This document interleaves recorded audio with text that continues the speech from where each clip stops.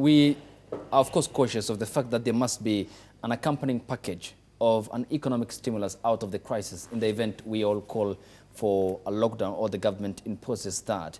But the point is, again, the concerns equally that are raised by the healthcare professionals in the country as regards, of course, the continuing cases of the coronavirus that crops up in our hospital centers in the country. A survey done, of course, by the by a health body has shown that, for instance, if we are to talk about the nurses in the country working in ICU per shift were 81 in all hospitals across the country in the selected 21 facilities.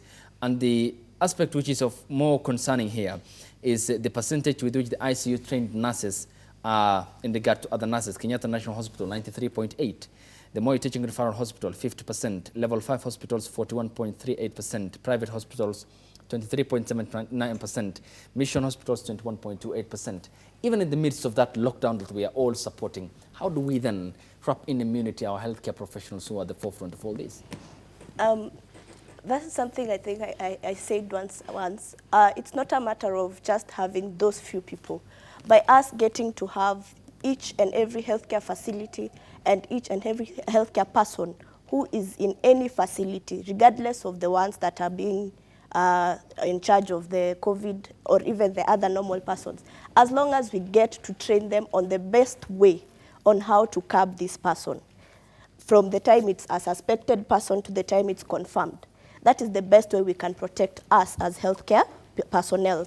And this person, as long as he knows or she knows, this is what I'm supposed to do when I receive this person, until confirmed. It does not mean, since it's a suspected, I can now decide not to put on my mask because it's a suspected. That suspected can be a positive person. So we need to be very protected from the word go when you receive each and every patient right now.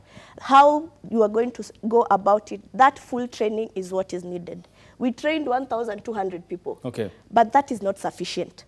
All these people who are still in the healthcare need to be trained. Correct. We can use those 1,200 people to train. They can become the TOTs, training of trainees.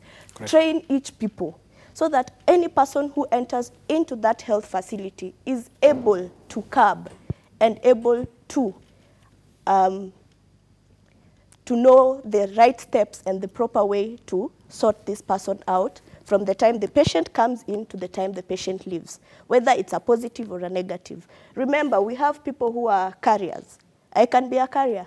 A carrier will never have any symptoms. 0% symptom. I'll be walking around. But as long as I've come there and I've told you, hey, I've had contact with this, I've had this and that, do not just say, no, go home and quarantine yourself for 14 days. We are Kenyans. I will not do that because I know I am not there, but I am the carrier. I am working with it, giving people. So we need not to put anything at chance. Any person who we say this one is a suspected, let's ensure we do the full test.